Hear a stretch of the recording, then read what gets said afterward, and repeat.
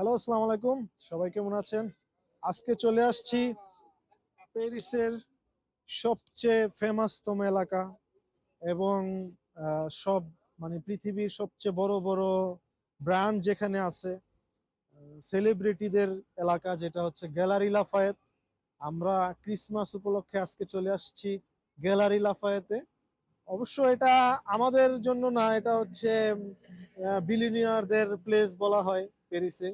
So আজকে আমরা actually এখানে ঘুরবো।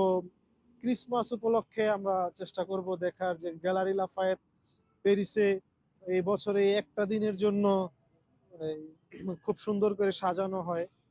সবাই সন্ধ্যার পরে এখানে আসে বা সারাদিন এখানে সময়টা কাটায়। তো আজকে আমরা চলে আসছি গ্যালারি লাফায়েতে। গ্যালারি লাফায়েতের সৌন্দর্য আজকে উপভোগ করব।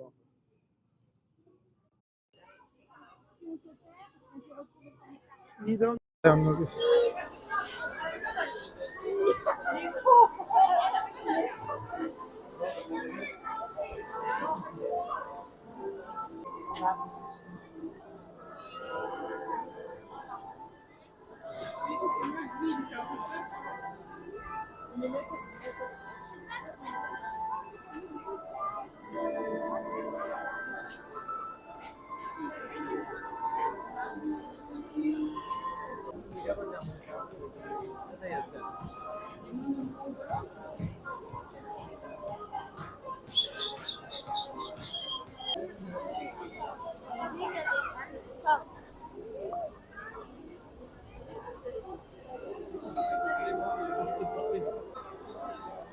আসলে আমরা যেটাকে ক্রিসমাস বলি, ফ্রান্সে সেটা বলা হয় ফেদ দো নয়েল।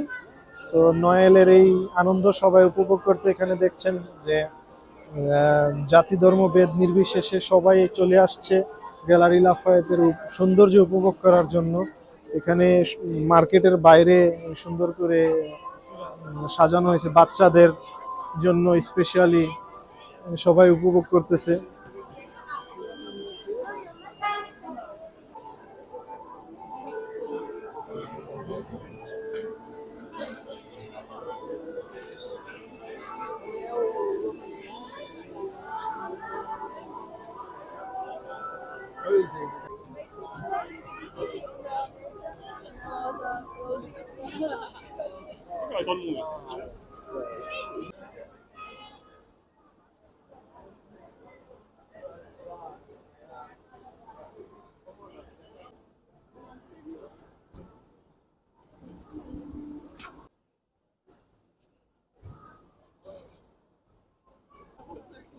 Yeah, they do.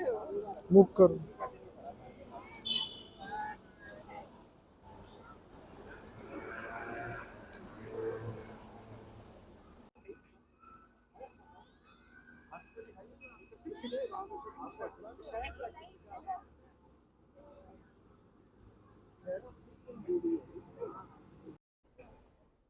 আসলে আজকে গ্যালারি লাফায়েতের ভিতরে প্রবেশ নিষেধ। বাইরে সবার জন্য খুব সুন্দরভাবে সাজানো হয়েছে, সবাই ওইটাই উপভোগ করতেছে।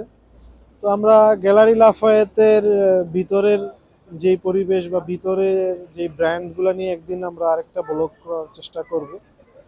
আজকে আমরা গ্যালারি লাফায়েত এখান থেকে আবার চলে যাব প্যারিসেরই অন্য কোনো প্লেসে।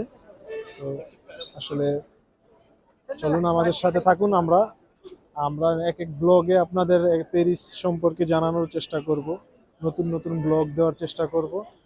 সে পর্যন্ত সবাই আসসালামু আলাইকুম, ভালো থাকবেন।